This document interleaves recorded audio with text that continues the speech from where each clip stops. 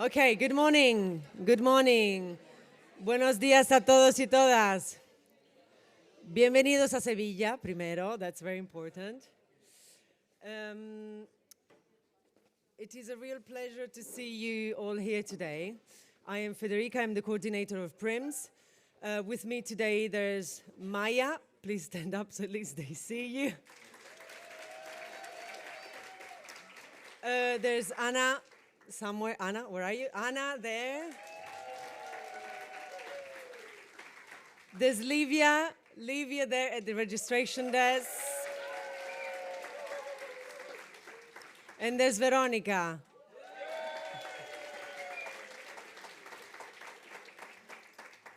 So before we start, we would like to ask you to join us in a moment of silence to commemorate the victims of the recent train crash in Adamuz and to express, of course, our solidarity with their families and the loved ones.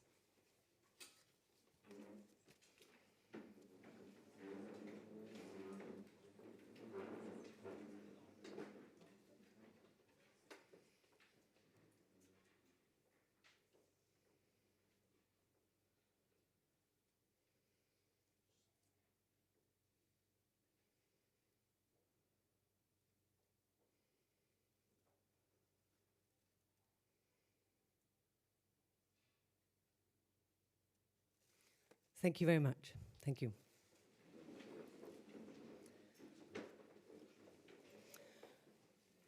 Now, I'd like to thank the Spanish region for organizing such an amazing welcome reception last night. Thank you very much. May I ask all the colleagues from AIIC to stand up so we can see you, because I know that you're many.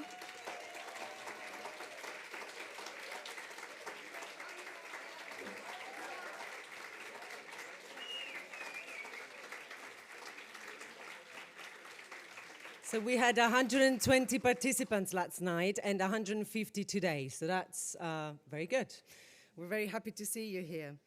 Now, as you may have noticed as well, we have managed to bring some of the panels from the Nuremberg exhibition, which was held in Madrid. This was the first time that the exhibition was held in a Spanish-speaking country. That's why the panels are translated into Spanish. It will be then taken to Argentina. It already happened, that's good. So it happened in Argentina, that's brilliant. I hope it went well. What is good? Great, that's fantastic. That's good, that's perfect. You'll tell us more later then. Yeah, I don't want to know. Why? I will. So we'd like to thank ELCE and the Spanish region because they literally brought the panels, they drove to Seville with the panels in the car. So that's, outstanding work. Thank you very much. This is why we recommend you have a look and, look at the panels during the coffee breaks. And you can also ask members of AIIC if you have questions as well, okay? On the topic of sustainability, as you know, we are very committed when it comes to organizing sustainable meetings. You have received a bottle of olive oil, and I'd like to give the floor to Anna. Anna, there's a mic there. ¿Lo puedes? Vale. Hola. El aceite de oliva... ¿Me subo aquí? Sí. Qué sola estás, ¿no? El aceite de oliva que tenéis, aunque parece un perfume, no es Baron Dandy. Es un aceite de oliva del oliva picual, que es muy característica de esta zona. Es aceite sostenible, producido por una cooperativa de Jaén, dirigida únicamente por mujeres. Es una iniciativa que pretende contribuir a rellenar un poquito el tejido industrial de la España vaciada, de la España rural, y pues hemos querido apoyarles un poco en esto, daros a conocer el producto local. Son 100 mililitros, con lo cual los podéis llevar en el avión, en la maleta de mano. Sé que había dudas al respecto. Así que esperamos que lo disfrutéis mucho. Thank you. And I give the floor to Livia to explain a bit more about the badges as well. Thank you, Anna. So this time it was my turn to take care of the badges, and I was trying to be a little bit more original because we already had the seed paper badges twice. So I started looking for other sustainable paper alternatives. I didn't want to go with a regular thing that we see all the time. So I found out about these recycled banana tree fiber paper. And they were advertised, they looked really cool, but when I tried to order them, none of the companies, they were probably too small, would answer me. So I found this NGO in Instagram of women working in the Amazon, trying to provide vocational support, mental health support to the women in the Amazon. And it turned out that these badges were specially manufactured for us. It was the first time they did it for a badge. They do it for other gifts and things. So this is what you have there. And the lanyard was also given by them for us. And here we have a little bit about the NGO. These are the women who prepared everything for the badges. They worked out with the fibers, prepared the paper, and did everything else. So if you want to, you can check them out in Instagram. Thank you very much. Thank you. Now, today's meeting is hybrid, so we have people connected online. Hello to those connected online. There will also be interpretation into English and into Spanish. Thank you very much to all the volunteers who will be helping us today. The interpretation itself will not be recorded, but this meeting will be, okay? So that you know. Now, on to a more important disclaimer regarding this meeting. As you know, we want PRIMS to be a platform where you can try new things out, where you can debate, ask questions, get informed, and then decide what to do with the information that we provide. This is why all the materials and the discussions at this PRIMS meeting are for informational purposes only. And we want to read out a disclaimer, which is very dear to us, and I want it to be clear to the whole membership, which is that the presentation of KAI tools does not constitute an endorsement, approval, or recommendation by AIIC. Developers may not claim that their tool was endorsed, recommended, or ranked by AIIC in any future promotional, marketing, or sales materials. If you choose to post about this meeting, of course, please keep that in mind. And we asked our speakers as well to state any possible conflict of interest. So that has been checked. Now, we also have a QR code for Slido, which will be used throughout the day. Should you have questions, there will be a Q&A, well, several Q&A sessions. So please scan the QR code. We will be showing it later on as well. And now I'll give the floor, a bit late, but we made it, Bart. I'll give the floor to Bart, who will be providing a introduction, an overview on KAI tools. But before we do that, Maya, come on stage. As per tradition, well, we started in Utrecht, but, I think it's good that we keep on doing this. Please.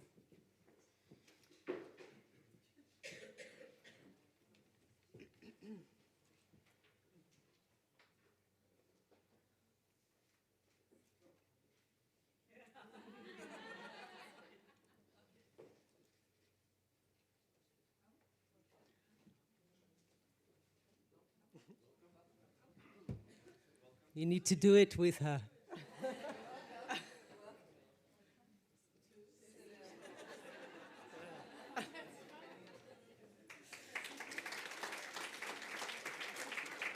So, Bart de Frank is Professor of Interpreting at Ghent University. He leads the interpreting training program and a research team working on simultaneous interpreting and technology and on police interpreting. He co-developed Boozy, a KAI tool that has been used for training purposes at the European Commission and the European Parliament.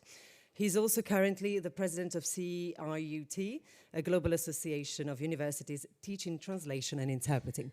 Bart, you have the floor. Thank you very much.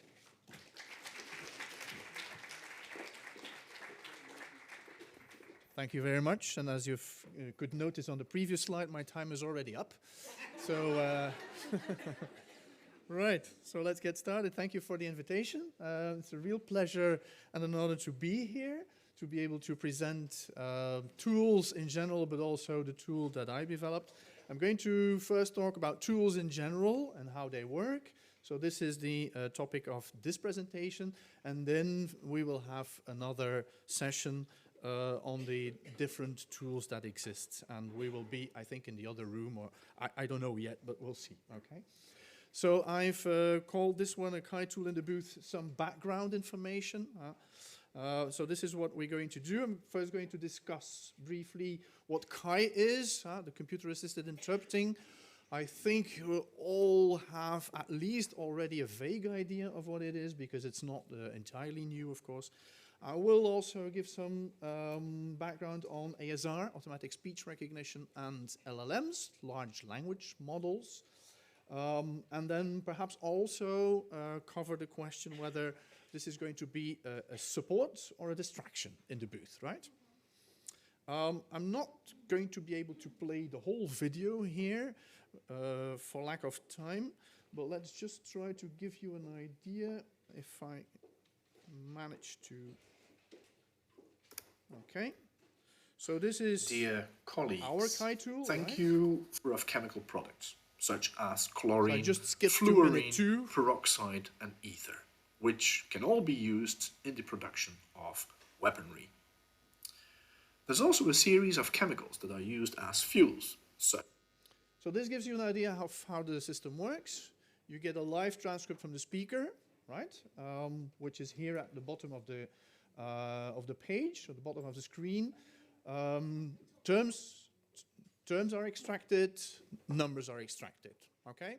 And all this runs live with any speaker you can have. So the speaker doesn't have to train the system, etc. The whole system works autonomously, let's say, because it's working on pre-trained large language models. The one that we use in Ghent, because this is actually our tool, the one that we use in Ghent is Whisper AI. You might know Whisper AI because Whisper AI is from the same consortium as ChatGPT, for instance, right? We have that model on our server because that's also a very important point to make, of course. You have to make this safe for the interpreter, of course, but you certainly have to make this safe for the speaker because this is sending speaker data somewhere, right? And you better know where you send this information, these data, right? Okay. So you just imagine that this was a video of 5 minutes and you saw all this happening live. We have some tools on the market. You will be able to witness some of them today. We have platform-based tools like GreenTerp, SmartTerp, SIMO. SIMO will be demonstrated in a minute. And then you have bring your own device tools, Interpret Back, for instance, which will also be demoed today. The one that we now call Boothie, which is the one that we developed at Ghent University. By the way, that's my affiliation, right? And there's a new one, SiteTerp, developed by a Turkish developer. All these tools work on the same basis. And I'm going to, yes, so for the, is that okay? Okay, great. So I'm going to quickly run you through the different, or walk you through the different stages which provide you with this information, which provide you with the live transcript, which provide you with the terms and numbers. So how does this work? What is behind the scenes? So behind the scenes, well, I'm actually on the scene is the speaker, of course, right, on the left. The sound is transformed into an electrical signal, which is picked up, the sound is picked up by the microphone, which transforms it into an electrical signal. That signal is then digitalized, okay, because this is, of course, the important step that we have to take. And with that digital information, an LLM is producing a text, right? A transcript, a live transcript, which then also allows you to extract numbers from the transcript. So the transcript is really the core, right? If you don't have the transcript, you won't have anything else. So that needs to work. So you extract numbers and you extract terms. I will explain in a minute, but it's good to already refer to that now, that if you want terms, you'll have to upload a glossary. That's almost, I mean, Interpret Bank works like this, our tool works like this. Not sure, we're going to hear about SIMO in a minute, whether SIMO works like this too, but I think so. So you have to upload a predetermined glossary in order to make the terms work, okay? The numbers are always extracted automatically. They are presented in different ways. So on our tool, as you have seen, there is a specific window for the numbers. In SIMO, for instance, the numbers are highlighted in the running transcript. So there are different ways of presenting the information. And the interesting point now is to see what is actually most helpful to interpreters. This is what we are researching for the moment. Is it better to highlight a number in a running transcript for an interpreter who is interpreting? Is it better to present it in a separate window, etc.? The jury is out on this. We have no idea for the moment, okay? So that's also why it's so important to work with you. Now, how do you actually teach a large language model to produce a live transcript? This is what I'm going to talk a little bit about, because I think it's important to know what is behind the scenes. So how does an ASR work, right? An automatic speech recognition system. What you need is training data. You need an input and you need an output. And you need the system to be able to match the input with the output, right? Input is audio and spectrograms. To give you an idea, this is a spectrogram. So this is actually a visualization of frequency and other acoustic properties of the speech signal, okay? I'm going to come back to that, but first this.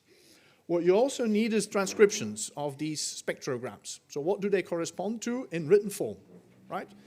And then the task of your LLM is to associate a series of spectrograms with specific tokens, characters, words, etc. in the transcription. So the system has to work out what part of the spectrogram corresponds to a character, what part corresponds to an entire word, etc. And of course, one of the most difficult things is that no two pronunciations are ever identical. So the whole idea of an LLM is probabilities. And these probabilities have some consequences for the production of the output. Just to give you a very rough idea, the upper part is the spectrogram corresponding to, we saw the goal to win boons. I mean, this doesn't really mean anything, but it's just to demonstrate the acoustic signal. And the lower one is, we sewed the bowl to bin beans, right? So as you can see, these two parts correspond to the W sound, right? The W. But they're already very different. So depending on the position within the acoustic signal, the spectrogram can look very different even for the same sound, right? So these are the same sounds, but they appear very differently. In the lower one, I've marked a B. B and W are actually fairly close in acoustic properties. So you have to work out when the same sound appears in different contexts, but in a different way in the spectrogram. And also, different sounds can be very close, can be very similar in these spectrograms. And so the system has to work out how these spectrograms can be matched with the transcription that you give it, okay? And all this will result in probabilities. You will have a 92% chance, this is fictitious, right? A 92% chance that, for instance, in the first case, you will have a W in the transcript, for instance. But also a 6% chance that it is a B, for instance, right? Think of Spanish speakers speaking English, right? Okay, good. So there are probabilities So there's a probability that it's not win but bin. There's a probability that it is vin, actually, because vin also has acoustic properties which are similar. And the system has to work out these probabilities. And usually what happens is that it will generate the item with the highest probability that is also over a certain threshold. That's important. Once you've done that, once you've figured that out, once you've also given some feedback to the system saying, yes, perfect, this is a good match, you train it in a second phase with unseen data, right? So meaning audio recording spectrograms, and you don't give it a transcription. You make it produce a transcription based on all these probabilities, and then you can actually work two ways. Or you give it a supervised task, and then you have to really correct the system if it's wrong, or give it positive feedback if it's right. It's like a student, right? Or you just have an unsupervised task, and that means that you give it first the transcriptions without, you give it the audio recordings without transcriptions, and only afterwards, when it's produced its output, you give it your output, the transcription that you have produced, human-produced transcription, and then it has to match these two and learn whether it got it right or not, right? So this is what we call unsupervised. And all this, of course, is also going through an assessment procedure, which is usually a human assessment procedure, but which is also now taken up by AI quite a lot. Something you have to know is that about LLMs is that these run on servers, right? So you better construct or build a safe system. And so you need to get the sound of your speakers somewhere from your conference room to the server, okay? On an RSI platform, that's not really a problem because the platform will do that for you, right? If you're on a bring your own device type of ASR, you will have to connect either your own device or somewhere, a console, let's say, your own device to your console, or to some listening console in the room, okay? So the sound has to go from the room to your laptop, to your own device, and your laptop has to be connected to the server. So that's how it works. Nowadays, it's actually very simple. You just need a double jack cable with an external sound card, and that's all you need to get your sound from the room to your server. As I said, all these LLMs will produce output based on probabilities, right? And everything they generate is determined by a threshold. Meaning that if your probability, for instance, does not reach 65%, your LLM will not produce anything, okay?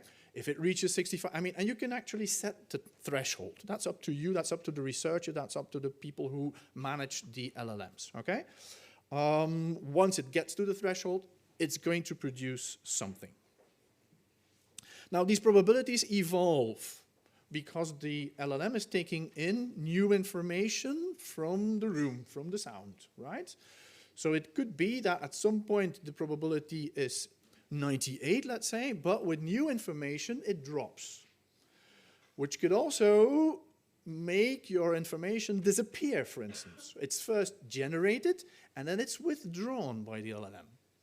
So over time you can have actually what we call jittering or flickering, meaning that results will change. The results on the screen, the results of the generation will change over time. It also means that if you want to generate very quickly, you will have to compromise on quality. And this is something that we struggle with as developers. What is the ideal latency for an interpreter? Of course, the ideal latency of an interpreter is determined by your décalage. You want the results on your screen within your décalage, right? Because otherwise they're no use. If you have to wait for the result to appear on your screen, you're lost. Décalage on average, but I know it's something very individual and personal. I'm an interpreter myself. Décalage on average is 2.5 seconds. So we have roughly a 1.5 second window to get the results on the screen. But that means that we have to compromise a little bit on quality. And that we have to take into account that some flickering will occur because the system will very quickly produce something, but with new information, it will adapt that information on your screen, right? It's almost inevitable because we want to get that information there very quickly. And let's say that we drop from a quality of 99% to a quality of 92%, and this is something we have to live with, okay? So when you will be seeing these tools today, you will probably notice that these tools are actually correcting themselves. Implications for us is that, I mean, yes, if the threshold is not reached, you will have omissions from the transcript, nothing there, right? You will have wrong guesses, right? Something on the screen which is not what the speaker has said, but then is corrected afterwards. So some information will disappear at some time, and there will be flickering or jittering on your screen. And this is the annoying part, because it's going to attract your attention. Yeah. So for instance, I couldn't play the whole video, but there's one part in the video where I'm saying, because I'm the one who is giving the speech, but I presume the EU ban on the export of ethyl has nothing to do with alcoholic drinks. I doubt that the EU cares about Liverpool. That's the first generation. What I actually said was, I doubt that the EU cares about liver problems in Russian alcoholics. It's a speech about sanctions, that's why, right? So as you can see, it first produced Liverpool. Why? Because liver with a P is very frequent in the data, right? So it first produces the most frequent one because this has the highest probability of being the correct form. But then it has to backtrack and produce the thing that I really pronounced, liver problems, right? And this is how it works, okay? So this is a direct consequence of how LLMs are built.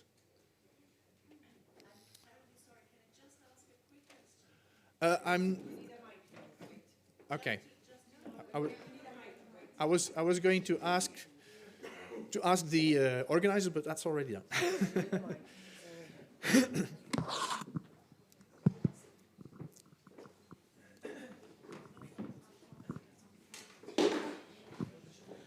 I was just going to ask if we can get the presentations afterwards. Ah, okay. Thank you very much. That was all. Yeah, sure. Yeah, no problem. Okay, so that's the, let's say that's the foundation of the building, right? The LLM generating a transcript. Now we're moving up to the ground floor and the first floor, number extraction and term extraction. Number extraction is fairly easy and it's very accurate. You will be surprised by the results. Term extraction depends on what you give the tool, the glossary. So the better the glossary is, the better results you will get, obviously, right? So, and there are some tips and tricks, but I'm not going to be able to delve into that today. Your glossary will be matched with the transcript. So the tool is a very stupid thing. It's just going to verify whether something in the transcript is also in your glossary or not. And then it's going to show it. There are different ways of doing that. One-to-one matches, fuzzy matches, you might have heard about that. We also have to add some grammatical information, of course, because otherwise, if the speaker articulates a plural, but the singular is in your glossary, it won't give a match. So we have to add grammatical information in order to make that word, etc. Most of these glossaries work on a first-come, first-served basis. What do I mean by that? If there are two items in your glossary that are identical, it will always extract the first one. And that's something to think about when you are actually making your glossary. Yeah. Who remembers the song, What Is It Good For? Absolutely nothing it was, exactly. But the first part was war, right? Not ASR. Huh? Okay. So nothing or something? Let's see. This is an overview of different studies. There are already more than 50 studies now on what the ASR does in experimental settings to the interpreter, right? So in general, what we see is that it boosts your performance on targeted items. What do I mean by targeted items? The terms and the numbers. These are the targeted items because they appear in dedicated windows usually or are highlighted in some way. All the studies that have check that, are positive. So it improves your accuracy on these targeted items, which, I mean, is quite comforting. If you're developing a tool like that, it better be useful, right? Some studies have also looked into the general performance of the interpreter, so not only the targeted items, but everything. These studies tend to yield positive results, so it also boosts your overall accuracy, right? Because it takes away some of the stress, of course. Studies that have checked fluency yield negative results. It reduces your fluency, which is perhaps not surprising because you have to consult a screen from time to time. So you're going to be stuck for a fraction of a second. Yeah. Does it increase your cognitive load? Because of course this is the elephant in the room, isn't it? That's a big elephant. Actually, most of the studies no. Most of the studies do not. On the contrary, this is the C that I've added to the no. On the contrary, there are 2 studies who actually show that it reduces your cognitive load. But as you can see, the information there is contradictory, right? There are some effects. We see in our students, for instance, that they tend to over-rely on the screen, yeah, which is a known phenomenon from technology. We have seen that in an experiment where we gave our students a 6-minute speech, but the tool only worked for 5 minutes. And then the last minute, they were completely lost. All the numbers were wrong, etc. That's how bad we are as researchers. Right? Placebo effects. When we give the tool to students, what we see is that we have 3 groups, right? We have students who have the tool, we have students who don't have the tool. Within the group of students who have the tool, there are students who look at the screen, and there are also students who look much less at the screen, right? Now, if we compare these 3 conditions, what we see is that if a student has the tool but does not watch the screen, he or she is still even better than when we do not provide the tool to the student at all. So there is some kind of psychological effect, comfort perhaps, drawn from the presence of the thing, because it's a kind of safety net, right? I'm just trying to cram this into 15 minutes because it's actually a 30-minute presentation. From experience, because we have some experience now, we have run tests with students, we have run tests at DG SCIC, we have given workshops at DG SCIC and also at the European Parliament. So what do we know of the use and the best use, let's say, that we can make of such a tool? Ignore it as much as possible. That's the main point, right? Once you get hooked up, you're lost. Because you're going to do site translation from the transcript. Yes, and that's not the way to go. Right? If you're going to do site translation, it's going to be impossible because it's flickering, remember? So it's changing, and you're going to be completely lost.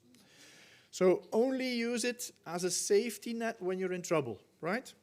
We know from research that interpreters miss about 20% of the numbers of the speaker, either because they leave them out or because they're wrongly translated. Well, if you have a number like that and you don't remember what it was, you have no time to translate it in your head, it's going to be on the screen, and it's much easier to read a number than to translate it. And it's going to be there. So you might have a look at the screen then, only then. Same for terms. You missed the term, you can't remember how it's translated. There is a good chance, if it's in your glossary, that it will be on the screen together with its translation in your target language. Okay? Use it then, but only then. Okay? We have seen that the transcript, because at some point we told the interpreters at DG SCIC, wouldn't it be just better to take out the transcript? Because the transcript, we thought, would be very distracting because it's changing, etc. And they say, no. If we have a speaker who is reading a text that we don't have, we are actually very happy to have that transcript because it's at least something that we can go on. Otherwise, we're lost. And also, if speakers have thick accents, it can also be helpful. It's been shown to be helpful in some tests, in other tests not. It all depends on the circumstances. I have seen my tool work for instance, a Brazilian speaker of English, so the speaker had a very thick accent in English, but the tool worked it out very accurately. In other tests, we've seen actually the contrary. It all depends on the number of data that it has been trained on, right? Has been trained on Brazilian speakers of English, apparently, but a lot less on Swedish speakers of English. And this shows in the results. Yeah. As Ronald Reagan said, trust but verify. Yeah.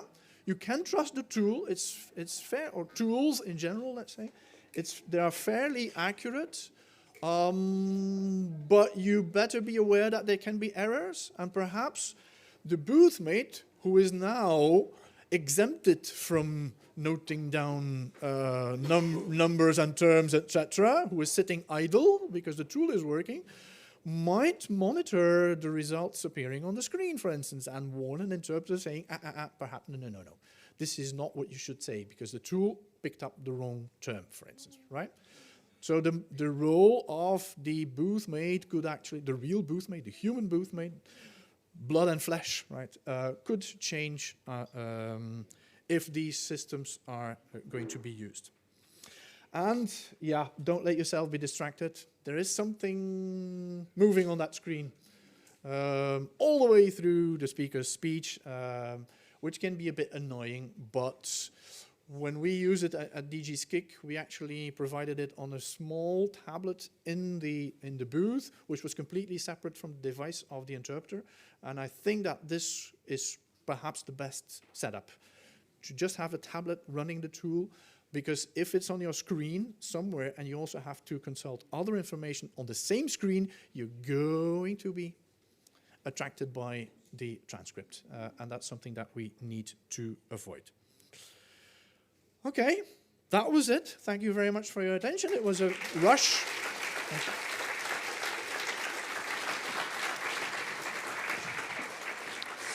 It was the rush version, but... Thank you so much, Bart. Well, you'll have more chances to, to talk to him during the practical sessions. If you have questions, please use Slido, but I already see a raised hand. We have literally a minute to max 3 questions. Thomas.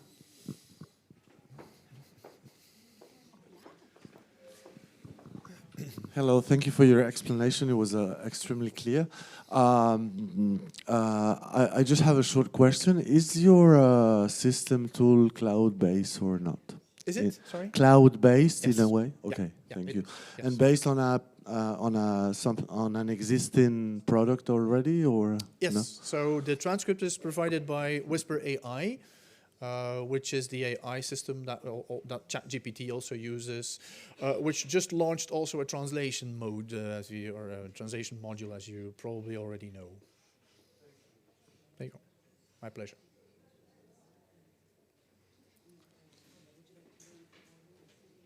There's a question here. So, gentleman here. Levan, you have a question? Thank you very much for your presentation. And now, with your professor's hat on, have you observed any effect on the performance of the students from using the tools, the technology?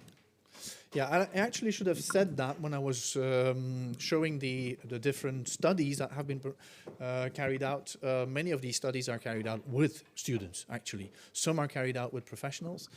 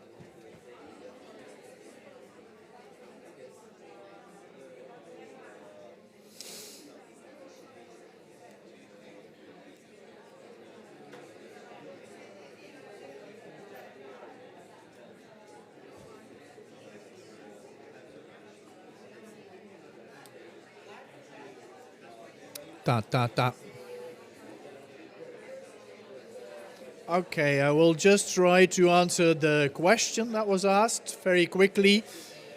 Okay. I still have to answer a question here. Our students like it a lot.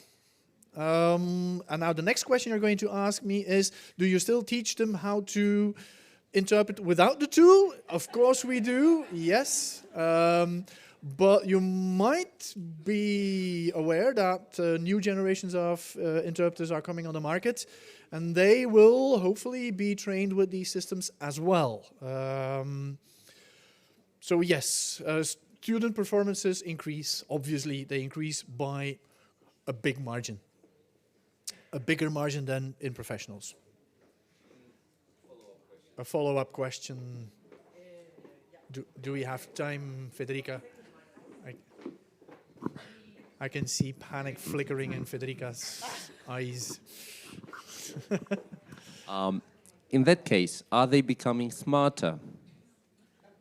Because the students, yes. I don't think that humankind has become smarter since ancient times, to be honest. This is not what we see in politics, anyway. So students won't become they won't become smarter, but they will probably perform better than previous generations on numbers, because they have the tool and they know how to use it. And this is the only thing I can tell you about that. We still train them in the traditional techniques, and we just add the technology to that. Okay, one final question, and then we'll answer all the questions on Slido after. There's a Q&A session later on, don't worry. Please. That was my question, so done. Thank you. Thank you so much. Thank you. Then you can get one, yeah. I also asked it on Slido, but I'd be curious to know from you, to what extent has the system been trained, for languages other than English, and how good or bad is it compared to English in other languages? On our tool, we actually offer 6 input languages, but that has only to do with the grammatical information that I was referring to. Okay, we only have grammatical information for these 6 Western European languages. We have tried the tool at DG Skik very briefly for Slovene and Lithuanian. The interpreters there said that the transcript was very good, but as we don't have these as input languages, we can't use the glossary with them. But that's the only restriction there is. Whisper AI is very good for, let's say, 60 to 70 languages, which are the ones that are most represented on the internet, because that's where the data comes from, yes. But it's a lot less good when you move on to Turkish, for instance, those languages which are less represented on the internet. Yeah. Thank you. Thank you very much, Bart. Thank you very much for your attention. Okay, now before we give the floor to Marty, who's been waiting for quite a while, we will be playing bingo this morning with you. So we have printed out copies that will be, my colleagues will hand them out. Livia and Vero, can I ask for your help, please? Basically, this is where the practical, sessions start. You will hear the presentation online from Simo, and then I'll explain how it works and how you'll be divided into 2 groups. This bingo sheet is for you. You have different ones, so don't ask your colleague, to give you the answers. It's for you to sort of think about it during the presentations, because you have the answers will be given by our speakers, okay? And at the end of this morning session, we will play bingo, and the winners get chocolates as well. So, Livia. Marty, if you can hear me, if we can try, I'll Yes, indeed. I can hear you. A bit louder, maybe. Un poquito más alto, gracias. All right. Marty, please, you have the floor. I apologize for the delay. It's not easy. Not a problem. I'm Perdona, no lo just vemos doing my aquí. usual thing, just like in the interpreting booth. We're doing a sound test from the booth. 1, 2, 3, We're trying 1, to 2, 3. show But your face sorry, on everyone. screen. I lied. I'm actually He not can hear really us. in the Okay, that's booth, good, but yes. Okay. I am joining you remotely. Real quick, is it possible to have the camera facing the room on again, like earlier? Great. That way, because all I can see is myself, and it will be great to see everyone. Let me first hide my own camera, hide self view.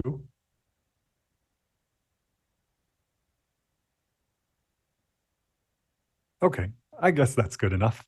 Great. I see you waving. Thank you very much. And it's a great opportunity to join remotely the AIIC PRIMS meeting in Seville. And I have to say that this is probably for me the best that it can get, because it was about 2 years ago. My lady and I took a trip to Spain, and we visited the beautiful Andalusian countryside. And we drove from Granada to Frigiliana, and then to Seville, and that's a fantastic experience. So it's good to be back, although remotely. And also I want to thank Federica, Maya, Levia, and Veronica for giving me the opportunities to speak all of you. And full disclaimer, I am the VP of Interpreter Success at SIML. So I'm glad to submit what we built here for your evaluation, and fully under the full understanding that this is not an endorsement, but an opportunity to present what we have built here. So let me introduce myself officially. My name is Marty Zhu. I am the VP of Interpreter Success at SIML. I personally am also an active interpreter. I graduated from the Monterey Institute of International Studies in 2008. And I've been working as a Mandarin English interpreter ever since. And as fate would have it, in a few years before, I think it was mid-2019, just before the pandemic, I met a colleague of mine who also graduated from Monterey Institute, and he graduated 2013. And he said he wanted to build a RSI platform, a remote simul interpretation platform. And that was the first product that we had from SIML. And so the rest, so they speak, is history. And I will be sharing our slide to give you an introduction to what we have built here.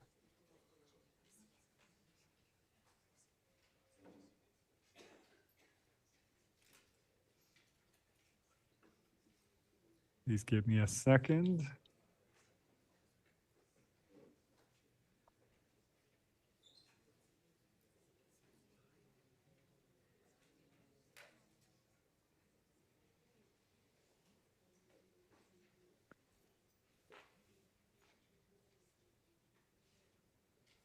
Somehow it is not loading my slides. Oh, there we go.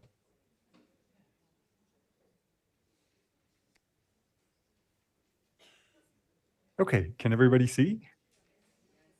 All right, fantastic. So let's get into the details. As you can see that since then, we have built out quite a portfolio of products, and just out of curiosity, there's probably people on site over there that is familiar with our SIML booths offering, and this is a small back channel, and this happened because once Zoom put forth their interpretation booth, we realized that interpreters can't hear and see each other. So we built this nifty little app so that interpreters can communicate with one another. We also have our meeting platform, which is our RSI solution. And we're also currently in development of a preparation tool called SimulGPT, and that's meant to help you prepare better for a meeting, and the terminology outputs will feed directly into SimulNote, which is what I want to present to you today, and it is our Kai tool. So SimulNote is the idea of we want to harness what the machines do best and to help interpreters perform. And this, I know it's been discussed already, to us is a Kai tool, and we define it here at Simul as a tool designed to specifically for conference interpreters to improve our interpretation performance. And that all started from one of my more senior interpreters in the Mandarin language group, and Rex Chen, who asked an important question back in 2018, late 2018. And he asked, can interpreters use AI to lighten our memory burden and reduce note-taking work?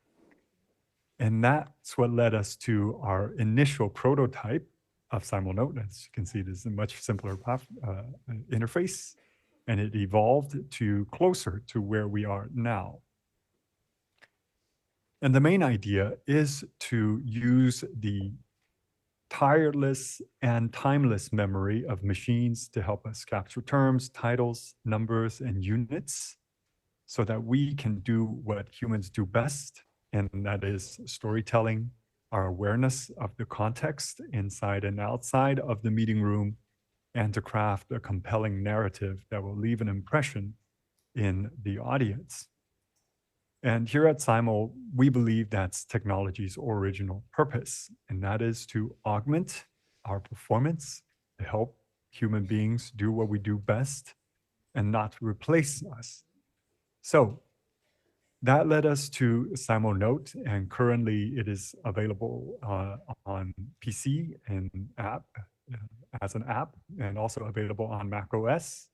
You can also download it and install it on Android devices. And as you can see here, there's a cable here. And what that means is that if we have tutorials online that can help you connect that to an interpreting console, say, for example, in the booth. The Williams Sound IC2, for example, is something we work very frequently with.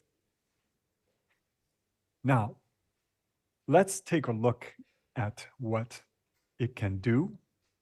And it is a great opportunity to follow Professor DeFrank, because he actually illustrated a few very important points about using this tool.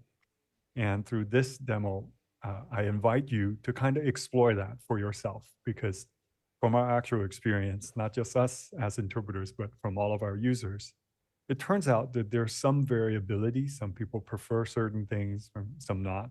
Of course, what Professor DeFrank mentioned earlier is true on an average level, but I invite you to experiment with that yourself. And with that, let me introduce you to the SimulNote interface. Oh, I realize I'm blocking the way. Let me change that a little bit. Okay. Let's first ask, can everyone see the mouse? The little cursor? Okay, great. Let me start from the upper right-hand corner here. As you can see here, this is my account, and there's the information. I wanted to start here because usually when you first open this, this is where you need to set up. And we can select the first language and the second language. Granted, I am in the Mandarin and English language pair, so I cannot post any judgment on how the Spanish performance is, but I heard is quite good. So you can select your languages here.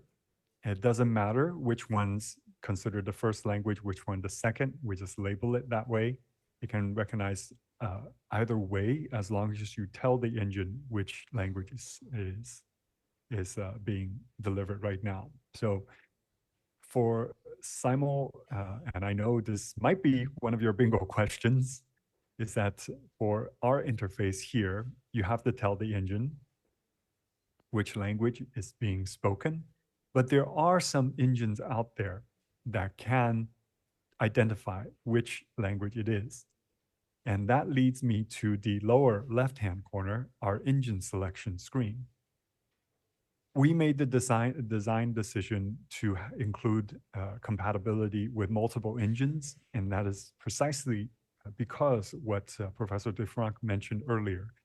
It is true that from our observation, there are some performance differences on specific languages between the different engines. Say, for example, in my narrow scope of knowledge for Mandarin, it is absolutely true that the Chinese-made engines do perform better on Chinese languages because it actually have more data and it understand how to evaluate the performance of it, given the different Chinese accents that are actually in the PRC. We also heard that the Asian engines also perform better in Middle Eastern Arabic.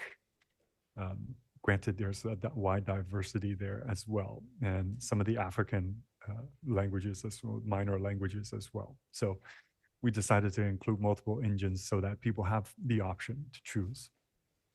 And immediately to the right of that, this is my microphone selection. And as you see, there's quite a few. I won't go into details in that. We have tutorials online to help you set up. There's the 2 language selection. I'm going to stick with English because I know it best. Then let's move our gaze to the upper left-hand corner. And the most important part of this, also Professor DeFranc have already paved the way for the introduction of this. Every single one of these tools will have a glossary. And for us, this glossary can either be imported, say for example here, you can import this as a CSV file or an Excel file, or you can also kind of just type this in here. For us, we also allow you to kind of copy and paste from any kind of tab file. So as long as separated by a tab, you can just copy paste it here. So with that, I want to also show this particular part, which is our force replace function, which might be unique to us. It is an attempt, and I want to stress, it is an attempt to fix misrecognized terms in here. And what we can do is maybe submit a term for correction. But this is, like Professor DeFranc mentioned earlier, this is a rather fuzzy match and not always accurate because the engines are probabilistic in nature, and some of the same word that you utter, depending on the context, might come out with something very different. And the force replace is an attempt to correct that, but it's not always, it won't capture 100% of that, but sometimes it will help. And I'll demonstrate that a little later. And one of our key features here is a text enter bar here, where you can actually use to do your research ahead of time if you're preparing. Say, I want to pick, let's see, ethanol. Oh, maybe I'm spelling it wrong. Let's see, performance. I'm blanking out on terms because it's midnight here. I can't evaluate how good that Spanish is, but we can star it, and that will be added to the term sheet. I'm actually going to delete this so that we have a blank slate when we do the demo. And here, there's the number of how many hours, how much time the engine will have. And for Simulnote, we use third-party engines. We also have our own. But we wanted to open up the option for interpreters to use, and that's why we have a credit system where you purchase a credit and you can choose to use any of these engines. And you can see here, the different engines have different prices. And unfortunately, that is something we cannot normalize because different vendors have different pricing on their engines. The only exception is our own engine, the Simul ASR engine, which is only available in the web version of Simulnote. And I know there was a question earlier whether these Kai tools are downloadable apps or are they in the cloud or web-based. SimulNote does have both version. We have the downloadable app, and we also have the web-based version. The only exception to, on most of the time, on both of these platforms, the offerings are the same, the functions are the same, with the exception of SimulASR, which is only available when you access the web version of SimulNote in the Chrome browser. So I have to stress that, in the Chrome browser only. So if you go onto Safari or you go onto Firefox, which is my personal favorite, you unfortunately will not be able to access SimulASR, but in the Chrome browser you can. Okay, with that, let's take a look at what it can do. And let me restart the screen sharing just to make sure I have share sound on.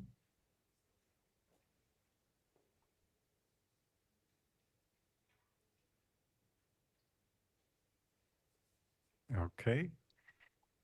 What I'm going to do next is I'm going to play a video, and I'm going to demonstrate two things you can do with a Kai tool such as SimulNote. The first one is I'm going to demonstrate when you're interpreting for, say, for example, a remote simultaneous meeting, how SimulNote might be able to help you in this process. And then I'm going to also demonstrate how you can use SimulNote as a preparation tool ahead of time if you have, say, for example, materials from the client. And if we have time, I will also demonstrate our handwriting feature in here, and that is specifically used for consecutive interpretation. And that is something that we're actually quite proud of. And if you ever wondered why SimulNote is called SimulNote, it's because when we first developed this tool, it is meant for consecutive interpretation. But then we found out that there are a lot of interpreters that are actually using it for simul. So that's how it all evolved a little bit, but we wanted to honor its origin, so we still call it SimulNote. Okay, I'm going to play a video, and I'm going to kind of dampen the volume on that one so it doesn't blow out everybody's ears, and you can also hear my narration through it. The most dramatic emissions reductions for CO2 are not fast enough. So what As we you can need is a see, strategy that the is engine, fast this one I'm for selecting slowing warming, is and Microsoft methane, due to the ASR. fact that it's It's both actually extremely quite potent for as a greenhouse format. gas and has a It's relatively relatively short fast compared to lifetime my on the order speech. of 11 years. And what SimulNote can the do for method you is that if in the you strategy don't that have has a the glossary greatest yet, you can double potential click to slow warming over and the highlight next and 2 you can decades. star It may be, to and it add is it the to the best we glossary, know. and you can see that that has been added. So we are currently And you can see already here, experiencing even though the CO2, impacts of the climate 2 is also change at highlighted here, but the 1.1 to numbers are 1.2 highlighted as Celsius well. above And pre-industrial as levels. Professor And DeFranc it is mentioned, likely that these global are average surface probabilistic in temperature nature, will but the cross numbers will be 1.5 highlighted, but sometimes they Celsius in pick up less than 10 numbers in years. weird places like Indeed, the the word World CO2. Meteorological Organization estimates that we have a likely as You not can see chance of that crossing I can 1.5 at also least drag and temporarily highlight this in the term, next 4 years. star it, And crossing this and it will prompt me 1.5 in the future degree for it. threshold is very And let's see, significant let me pick a because it term is linked to a number of feedbacks that and tipping points you in the can climate show system. The most sensitive of these is what is it occurring in the performing Arctic. when it just came out. And Indeed, because of various when the feedback speaker mechanisms in mentions the it, Arctic, I'm going to most act this. notably You the can see ice every time albedo that feedback, Arctic where comes the up, melting of snow and ice it will reduces highlight that the as amount well. of And sunlight this is a good term, reflected ice and absorbs albedo more feedback. incoming solar radiation. Again, The I cannot Arctic is judge already how warming good at 4 the machine times translation faster than is the in global this average particular rate. case, but as you We've can already see, lost this is a half tool that of the summer can sea help ice you cover, if and we you're in the are, moment and you bump into a have term that evidence you're that we are unfamiliar with. approaching a You tipping can point use for the this double click or disintegration drag of the Greenland and ice highlight sheet. feature to The include that melting of the Greenland into ice sheet your has an glossary. effect on the. Okay, I'm stopping the video and I'm stopping the captioning. And as you can see, all these terms are already being added into the glossary. And this is somewhere you can export. And this will export to a CSV file, which is Excel compatible. So you can say, for example, bump into new terms when you're interpreting, you can add that to your glossary in Excel if you like. And with that, I also wanted to showcase this little icon on the upper left-hand side. This is the project folder. And we like to say that we are probably one of the first ones that kind of explored the possibility of treating this as a workspace. So what we thought is that if interpreters have been working with a consistent client, in case I do, I have clients that engage in the climate dialogue between the United States and China, politics aside. And what I often have is a project folder that is dedicated to this topic. And as you can see here, I can select the current project. I can save it as a local file. I can save it to the cloud. And if you have a Simul account, this will save to the cloud.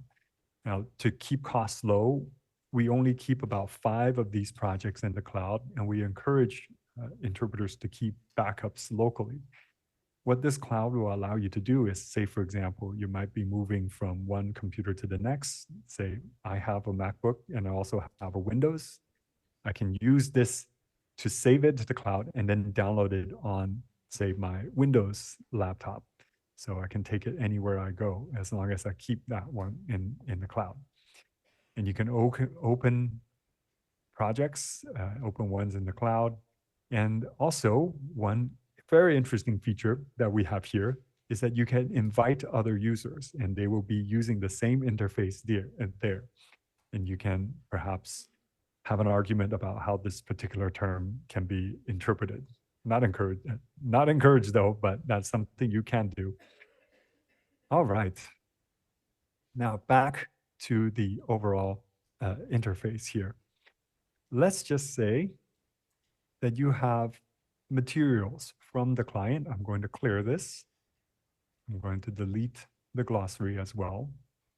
Let's just say you have information from the client about an upcoming meeting. Let me move my interface a little bit. It's blocking. And this is how I personally use Simul Notes to prepare for a meeting. If you copy paste any text from any document from a web page, you can right-click and paste the text here. And say, for example, this one is a particular, like a court guidance document, and this is about the motion to suppress evidence. I can highlight this, star it. Even though this is going to prompt me, of course, this is not useful when I'm only dealing with something that the client submitted. And also, this is US law, so please bear with me on that. But the key point is that I can start extracting these terms and add them to the glossary. And once I am actually interpreting live, these terms will work if these particular terms come up during, say, the court hearings. And this is how I use Simul Note to not just prepare for a meeting, but also even sometimes populate my own glossary for a particular client.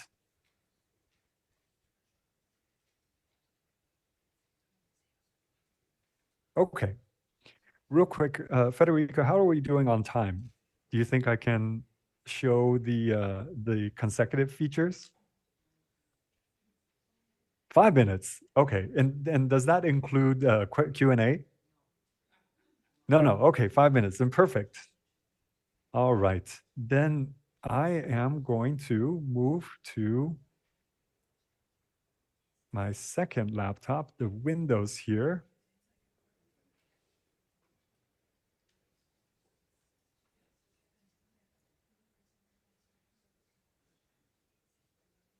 All right.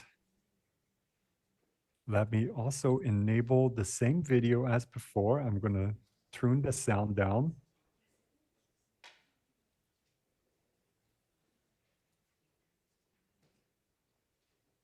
Oh, maybe I don't have share audio on. Please bear with me for a little bit.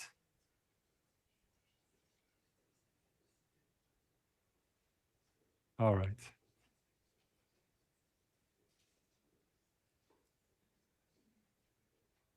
Both, that cutting more CO2 will not compensate for the cuts to methane that will slow warming. A few things you might notice. Nor cutting methane lead to this.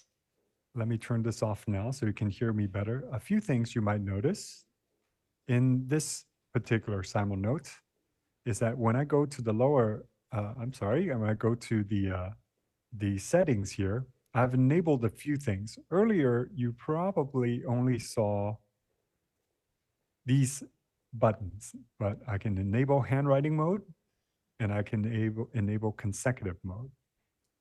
And what this is that it first allows this time stamp, this little timestamp to appear. And very soon you'll notice, you'll know what it does. I'm going to increase the font size a little bit so it'll run off screen. Let me clear it. So once again, we're going to start interpreting this conference. Too, but there's really a need to do both of these strategies. You can see that first it drops a timestamp here. So to summarize, but then I can start annotating right here. 3 races that we are starting at the same time. So there's the say, for sprint, example, which is what we need to do over the she's next talking 10 about 3 years races. to reduce So methane the emissions first one dramatically is the as called sprint. for in the Global Methane Pledge, for example, and other superclimate pollutants to slow the pace of warming over the next decade or 2. And I can while maybe we're racing break this it sprint, we're also here. running a marathon to decarbonize Now by she's 2050, talking about the marathon, as so well I'm as going an to label it as ultra-marathon 2. to develop carbon and methane removal as soon as possible technologies to remove these greenhouse gases from the atmosphere, as well as prepare and research other climate interventions. Thank you very much. Here. With that, I will hand it back. Okay, since she's stopping, and we can stop here too. Now, what you'll notice is immediately, once I stop the caption here, I know it's recognizing me as well. Once I stop caption, it's going to jump back to the top here. And we made that design because in consecutive interpretation, we want to go back to the top of the note, and that's exactly where we're going right now. So that is the consecutive features of SimoNote. And once you turn the note off, you also gain access to the same highlight. Sorry, my setting is still in Chinese on this laptop, but you can see that the features are still the same. You can highlight the terms, add it to your glossary. And yeah, you can keep your notes as well. Okay, and that is the very brief introduction to the interface. And let me just add one last thing for the audience here. Let me share my screen again on my main laptop.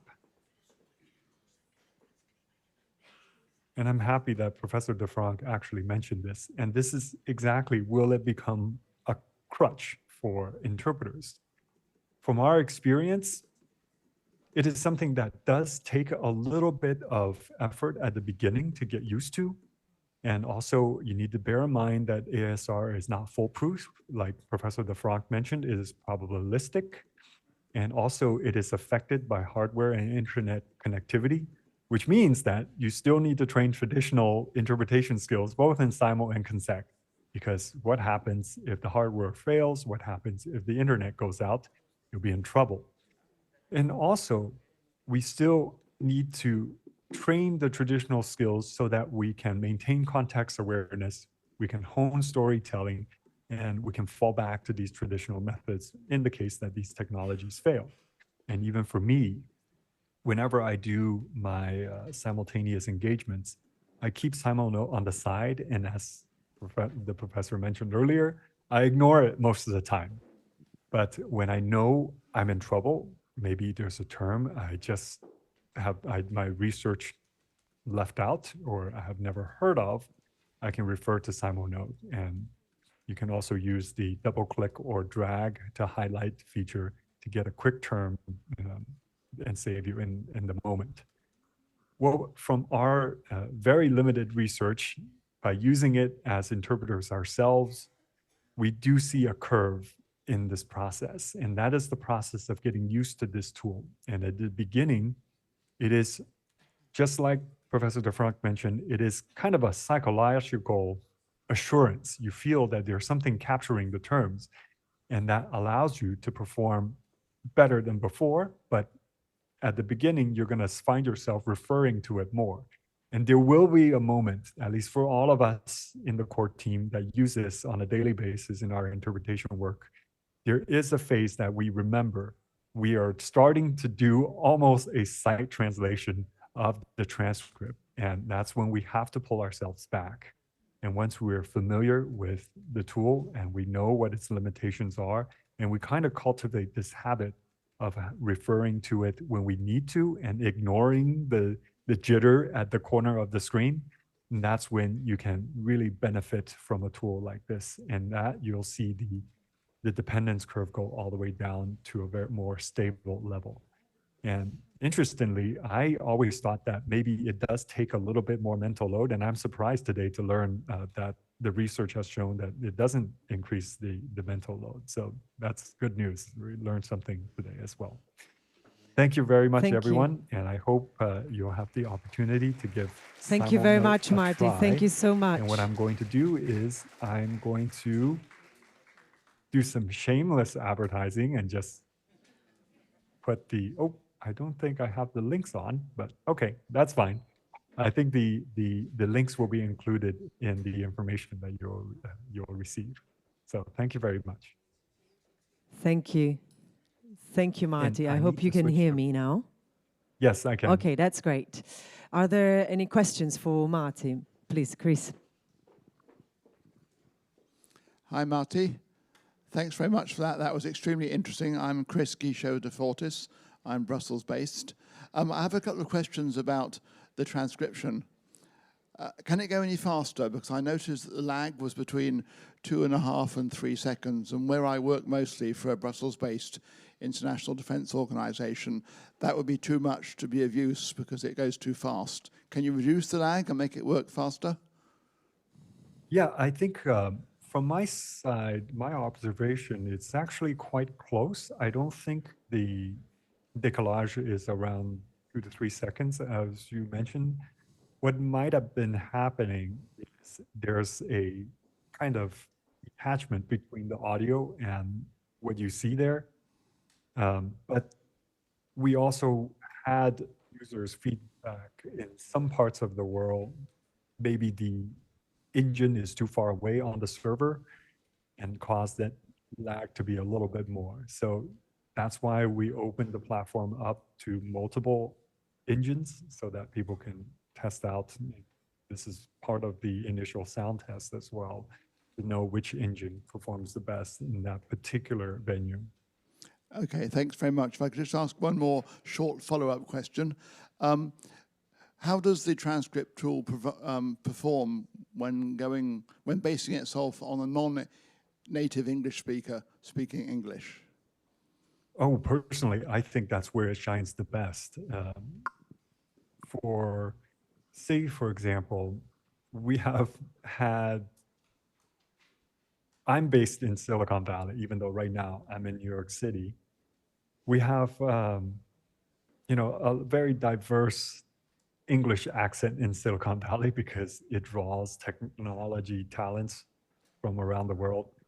From my observation, both the SimulASR and Microsoft's engine deals pretty well with the English with other accents. From my experience, the Chinese engines also deals very well with the accents of, say, Eurasia region and also Middle East, Africa as well. Thank you very much. There's a question on Slido. So just to remind you all, you can see on Slido several questions from all of you, and you can upvote those questions as well. So we will make sure that the most wanted question, the most popular one, gets answered first. Yeah. So at this moment, the question is, and maybe it's for Professor DeFranc, is a long-term use of Kai tools in the booth not going to change the way our brain operates? And are we at risk of unlearning our interpreting technique?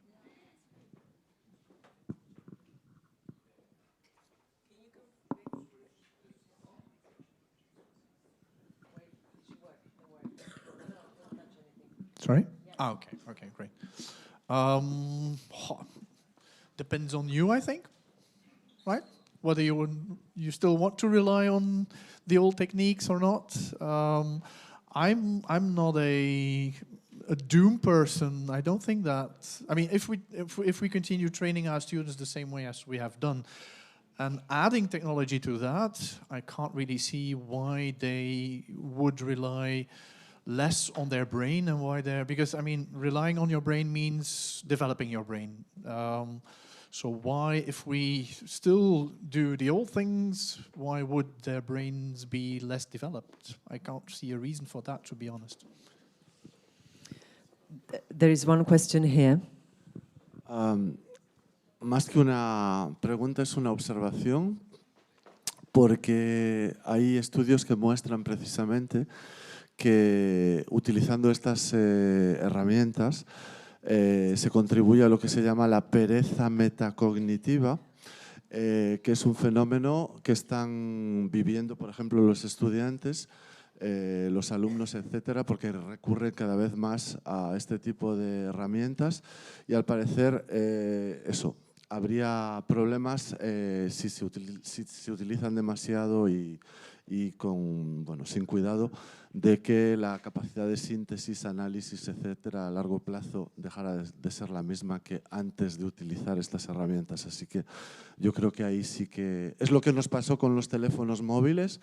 Antes de que aparecieran los teléfonos móviles nos sabíamos decenas, docenas de números de memoria y ahora ya no.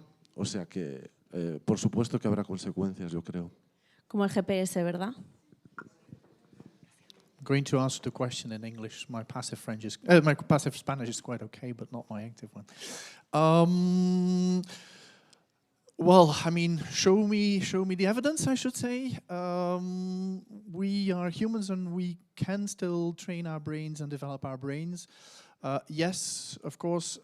I'm not sure if you are referring to resources, herramientas, which ones you're referring to, because the Kai tools are very recent. So, I mean, the Kai tools can't have any effect on student populations or interpreter populations yet, because they're not out there yet. So that's a very short answer. Does the use of the internet influence our behaviors, our development? Yes, of course it does, but this has nothing to do with the tools that we are showing you. Again, it all depends on the students you have. Students in schools know less, and that's for sure. But there is nothing that predicts their behavior if we train them. I mean, it's not because the internet is there that we can't train our students to, or it's not because the mobile phones are there that we can't train our students to still remember something, to memorize something. The capacity is there, we just need to develop that capacity. And yes, we rely more and more on technology, but this is what school is for, I think, right? To still instill knowledge into students, etc. And this is what we keep doing at universities, I hope. This is what I keep doing at my university, at least. So, I mean, yeah, the capacity is there, and we just have to develop it. And we develop it by training and by giving them materials, etc. And by also showing them what the technology can do. Can I speak a little bit on the both to the questions that just asked and the one before? Yes, you can. Yeah, so I fully agree that personally, when I use different technology, it does seem that we don't want to remember that many things as before, but I also agree that this is something that can be trained. And a note on how these tools might cultivate certain habits. I think it's like using any tool. You use it for a particular purpose, and you kind of develop a skill set around it. And I'm going to go out on a limb on this particular opinion because it is my own personal belief. I think what we do best as humans is our ability to craft narratives and tell stories. And I really think that once I become involved with AI and start using AI into my interpreting routine, I found myself moving more towards focusing on crafting the message. And this a little bit of a performance aspect of that. And that's why I'm one of the interpreters that will go and tell the more junior interpreters that maybe take a theater class, because there's a performance aspect to this as well. And if we can liberate some of our mental load from memorizing the more dry terms, then maybe we can focus on really making an impression in the audience. And this is something that even those of us who also worry about maybe the end-to-end language-to-language automatic interpretation tools come out, we've experimented with that. We took a look at that to see, like, is this a real threat? And the conclusion is that if you're thinking about interpretation in the narrow scope of, I just want to turn a message into English or a message into another language, then maybe it is. But if you frame it in a way that what we're doing here is to take emotion and to take context into packages in a new way that will leave an impression in the audience, then I'd say that we don't need to worry about these autonomous tools at all. Because if we can focus on crafting the narrative, we can focus on presenting the message in a way that the audience will remember, then this is what our clients are looking for as well. And this is where we excel best as human interpreters. Thank you, Marty. There's a final remark from Bart, and then we'll need to break. Please, Bart. Yes. Thank you. And I'm going to intentionally offend you a little bit. If we know that from research in the European Parliament, corpus research, so real interpretations, if we know that interpreters miss one number out of 5, shouldn't we then conclude that there's something wrong with these interpreters? And that technology can actually fill the gap for the 1 out of 5 that interpreters miss? So with all our training, with all our expertise, etc., we still miss 1 out of 5 numbers. And this is where the technology can augment us. This is not where the technology is going to make us lazy. I don't think so. It's going to augment us in a way that our interpretation will be boosted, and that and as Marty says, that we don't have to spend time trying to memorize numbers and being involved with translating those numbers. That we can focus on other things. Thank you very much. So we'll, as I said, we'll have a Q&A session after the breakout. So don't worry, we will answer the questions for Simon later on. Now, there's a coffee break. Before that, we just need to explain a couple of things because that's the tricky part. So after the coffee break, you'll be divided into 2 groups. Those who have a blue dot on their badge, they stay here, okay? Those who have a red dot, they will go with Anna to the next, there's a room literally like 2 minutes from here. So you just walk along the venue and Anna will take you there. We need to, during the coffee break, our colleagues, they'll need to set up the room here. The other one is ready, but this one is not because we needed to welcome 150 people. So I kindly ask you to take all your belongings, go outside, enjoy, you know, coffee, sweets, whatever it is served, a bit of a fresh air, and then we'll see you soon. We'll see you back at 11:30. 11:30, because I know we will be late. Please keep with you your headphones as well, you know, if you need. Well, actually, no, I'm sorry. Leave it there because interpretation will not be provided during the demo sessions because it's going to be too complicated. So please take all your belongings and go out for a coffee break. And at 11:30, we will tell you where to go. Those with the blue badge, they can stay here, so they come back here, okay? You can leave your headphones at the entrance because interpretation will not be provided.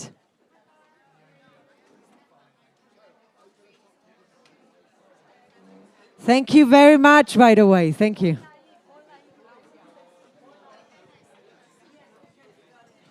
it around, so I quickly